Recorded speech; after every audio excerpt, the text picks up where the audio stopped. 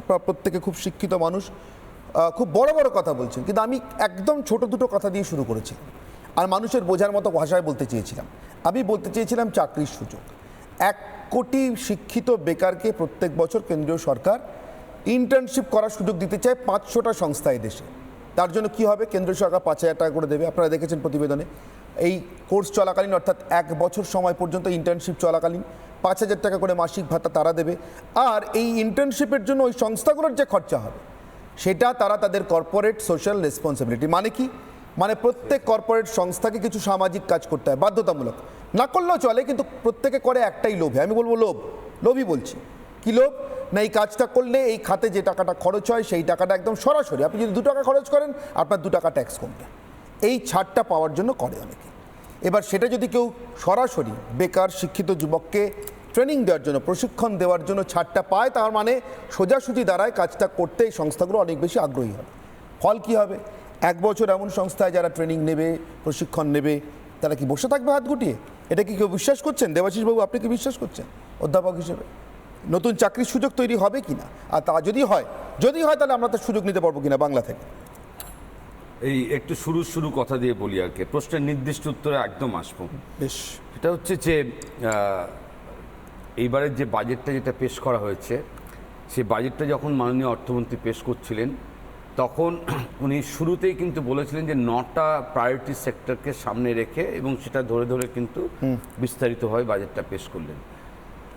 স্বাভাবিকভাবে মনে হয়েছিল যে ওই প্রায়োরিটি সেক্টরগুলোকে মাথায় রেখেই বাজেটটাকে পেশ করা হচ্ছে, কিন্তু বাজেট পেশ করার পর সারা দেশ জুড়ে একটা কথা উঠেছে যে ফেডারেল স্ট্রাকচার বাজেট পেশ করবার সময় সেটা ভারসাম্য হারিয়েছে। কারণ নির্দিষ্টভাবে দুটো রাজ্যকে বেছে নেওয়া হয়েছে। তার আজকে আমরা রাজনীতির আলোচনাকে একটু পাশে সরিয়ে রাখবো, চলে আসবে বারবার যে কেন বিহার এবং কেন অন্ধ্রপ্রদেশ, সেটা একেবারে এত অবভিয়াস। কিন্তু বাজেটটা যখন পেশ করছেন তার 24 ঘন্টা আগে যে ইকোনমিক সার্ভে রিপোর্ট এই ভারত সরকারই পেশ করেছেন, এই দপ্তরের তরফ থেকে পেশ করা হয়েছে, তাতে যে সমস্ত বিষয়গুলো সার্ভে রিপোর্টে অ্যাডমিট করা হয়েছে, শাসক দল বিরোধী দল অ্যাবসলিউটলি না, তাতে সার্ভে রিপোর্টে যে বিষয়গুলো অ্যাডমিট করা হয়েছিল, পরের দিন বাজেটে প্রত্যাশা করা হয়েছিল সেই জায়গাগুলো সম্পর্কে বাজেট কি কথা বলছে। প্রাদেশিকতার একটা শিকার আছে, সেই আলোচনা করলাম না এখন, কিন্তু সেখানে বারবারই যে এমএসএমই নিয়ে আমরা কথা বলছি, স্বাভাবিকভাবেই কথা বলবো। সারা পৃথিবীতে এখন ওই এমএসএমইকে কেন্দ্র করে সবথেকে বেশি জব অপরচুনিটি তৈরি হচ্ছে, এবং এ ব্যাপারে আমাদের রাজ্য যেরকম 2 দশকের কিছু কম সময়কালে সারা দেশ জুড়ে 1 থেকে 3-এর মধ্যে থাকার রেকর্ড আছে, আবার ভারতবর্ষেরও কিন্তু সারা পৃথিবীর মধ্যে এই ব্যাপারে এগিয়ে থাকার চেহারা রয়েছে। কিন্তু গতকালের ইকোনমিক সার্ভে রিপোর্ট বলছে যে এই এমএসএমই সেক্টরে যথেষ্ট পরিমাণে তার ভাইব্রেশন দেখা যাচ্ছে না, তার সিকনেস লক্ষ্য করা যাচ্ছে, যেটা আজকে মাননীয় অর্থমন্ত্রী বাজেট পেশ করবার সময় সেই কারণে বলছেন যে এমএসএমইকে উৎসাহিত করার জন্য কি কি মেজার সরকার নিচ্ছে সেটা উনি আজকে ঘোষণা করেছেন। এখন আমরা যদি গত 6টা বছরের বাজেট শুধু এমএসএমইকে কেন্দ্র করে দেখি, তাহলে দেখা যাবে যে বারে কিন্তু কেন্দ্রীয় সরকারের তরফ থেকে, মাননীয় অর্থমন্ত্রীর তরফ থেকে কিন্তু এমএসএমইকে সেন্সিটাইজ করার কথা বলা হচ্ছে, আর ইকোনমিক সার্ভে বারে কনফার্ম করতে সেন্সিটাইজ হচ্ছে না।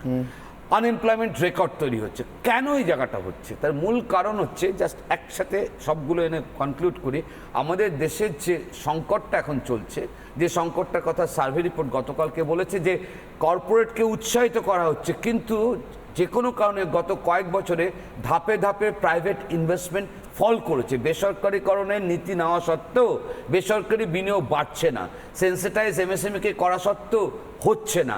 তার প্রধান কারণ হচ্ছে আজকে পুরো বাজেট ধরে, কিন্তু বাজেটকে এত সহজে খারাপ ভালোভাবে বলাটা ঠিক না, আজকে সারাক্ষণ বাজেটে কিন্তু বারবার করে সাপ্লাই চেনকে সেন্সিটাইজ করবার বিভিন্ন স্ট্র্যাটেজিক মেজারের কথা মাননীয় অর্থমন্ত্রী বলেছেন, যেভাবে অ্যাটলিস্ট গত 6টা বাজেটে উনি বলে এসছেন, কিন্তু অর্থনীতির সূচকগুলো সেই জায়গাটা মিট করছে না। কেন করছে না? তার প্রধান কারণ হচ্ছে, এই কথা আমার কথা নয়, সারা দেশ জুড়ে অর্থনীতির মানুষজন আলোচনা করছেন, প্রধান কারণ হচ্ছে যে বাজারে দেশে উপযুক্তভাবে চাহিদাটা তৈরি হচ্ছে না। ফলে এমএসএমই হোক, প্রাইভেট ইনভেস্টমেন্টই হোক, কাউকে সেন্সারাইজ করে বাজারে জিনিসকে বিক্রি করা যাচ্ছে না। এই চাহিদাটা কেন তৈরি হচ্ছে না, তার প্রধান কারণ হচ্ছে জব অপরচুনিটি, জব ক্রিয়েশন, জবের মধ্যে মানুষ নেই, কারণ রেকর্ড তৈরি হচ্ছে। এই জায়গা থেকে তুমি যে প্রশ্ন করলে যে তাহলে ইন্টার্নশিপের ব্যাপারটার ক্ষেত্রে যে উৎসাহিত করা হচ্ছে, তারপর কি হবে? দেখো, এখানে দুটো জিনিস খেয়াল রাখতে হবে। নিউ এডুকেশন পলিসি 2020 যেটা সারা দেশ জুড়ে 2023 সালে লাগু হয়েছে, সেই লাগু হওয়ার সময় কিন্তু সেখানে পঠন পাঠন ব্যবস্থার মধ্যে সরাসরি ইউজি কোর্সের মধ্যে কিন্তু ইন্টার্নশিপের কথা বলা হয়েছে। কিন্তু আজকে আমাদের দেশে ওই ইন্টার্নশিপটা কি করে এক্সারসাইজ করা হবে তার কোনো রকম ব্যবস্থা কিন্তু আজকের তারিখ পর্যন্ত সারা দেশে শিক্ষাক্ষেত্রে নেই। কয়েক লক্ষ না কয়েক কোটি পপুলেশন সেখানে ইনভলভ হবে বাধ্যতামূলক পড়াশোনা করতে গিয়ে। আজকে এই ইন্টার্নশিপের বিষয়টা যেভাবে প্লেস করা হয়েছে, তাতে এই সম্ভাবনা নিশ্চয়ই কথা থাকছে। কি কথা থাকছে? যে ইন্টার্নশিপটা সমালোচনাটা কোথায় হচ্ছে, চিন্তাটা, সমালোচনা কথাটা ঠিক না, ভারতবর্ষের চিন্তা কোথায় হচ্ছে, বিজেপি, তৃণমূল, বাম, কংগ্রেস না, ভারতবর্ষের চিন্তার জায়গা হচ্ছে রেকর্ড বেকার তৈরি হচ্ছে। ফলে ভারতবর্ষের অর্থনীতি পরিচালনা করবার দায়িত্বে যারা এখন রয়েছেন, মানুষ ঠিক করেছে এরা দায়িত্বে থাকবে, তারা স্বাভাবিকভাবে এই বেকার সমস্যাটাকে মোকাবিলা করার জন্য হাঁসফাঁস করছেন, পাচ্ছেন না। সেখানে কোথাও মনে করছেন যদি কোথাও স্কিল ফরমেশন তৈরি করা যায়, কিন্তু এই হাঁসফাঁস করছেন, পারছেন না স্কিল ফরমেশন তৈরি করে। আপনি বলছিলেন অর্থমন্ত্রী বলতে গিয়ে আজকে বলেছেন স্পোকের মতো, অর্থাৎ একটা সাইকেলে যেরকম চাকা থাকে, তাকে সেই চাকাটাকে ধরে রাখে যেরকম স্পোকগুলো, স্পোকের বাইরে থাকে আসল চাকাটা, অর্থাৎ টায়ারটা, যেটার উপর দিয়ে চাকাটা গড়িয়ে মাটির উপর দিয়ে যায়। তো এই স্পোকের কাজ করবে সব আইটিআইগুলো। এক একটা আইটিআইকে তিনি স্কিল হাবে তৈরি করতে চাইছেন। আমি আসবো এবং যেখান থেকে তারা আসল, অর্থাৎ যে চাকাটার উপর দেশের অর্থনীতি গড়াচ্ছে, মূল শিল্পগুলো সেখানকার যোগানদারের কাজ করবে, অর্থাৎ সোজা কথায় কাজ হবে। আমার প্রশ্ন, এমন কোনো নির্দিষ্ট দিশা আপনি পশ্চিমবঙ্গের ক্ষেত্রে দেখতে পান? আমি ধরে নিচ্ছি আপনার সমালোচনাকে শিরোধার্য করেই ধরে নিচ্ছি যে চেষ্টা হচ্ছে না, কিন্তু তবু চেষ্টাটা তো হচ্ছে। চেষ্টাটা তো এটা হচ্ছে না যে কাশফুল দিয়ে পাশবালিশ তৈরি করো, কচুরিপানা দিয়ে ওটা তৈরি করো। আমি বলে দিচ্ছি, পশ্চিমবঙ্গে আর যাই তুমি আলোচনা করো, তর্ক বিতর্ক করো, পশ্চিমবঙ্গের শিল্পক্ষেত্রে বিনিয়োগ এবং মানে এমএসএমইটা তো এখানকার মানে 20 বছরের 1 থেকে 3 থাকা একটা সেক্টর, বাদ দাও। কিন্তু মাঝারি ভারী শিল্পে বিনিয়োগ, এই জায়গার আলোচনাটা অ্যাটলিস্ট পশ্চিমবঙ্গে কখনো গত 1 দশকে করা সম্ভব নয়, এবং এটা নিয়ে বিতর্ক করা উচিত। এটা আলোচনারই যোগ্য নয়। না, একটা আলোচনা নিশ্চয়ই তুমি করবে যে প্রত্যেক বছর গ্লোবাল বিজনেস সামিট, এবং সেখানে সারা ভারতবর্ষে এত রেকর্ড তৈরি হয় না, সেখানে যে পরিমাণ ঘোষণার রেকর্ড তৈরি হয়, আর তারপর সেই ঘোষণার বাস্তবায়িত কতটা হয়, শতাংশের ভিতরে 0 থেকে একটু উপরে গিয়ে, এই জায়গাটা আমরা বারবার সরকারি তথ্য থেকে কনফার্ম করেছি। অনির্বাণ, একটা কথা, এই রাজ্য থেকে হতাশার জায়গা কোথায় জানো? আজকে আমরা বাজেটকে নিয়ে নিশ্চয়ই চুলচে আলোচনা করবো, কিন্তু এটাও চিন্তার জায়গা।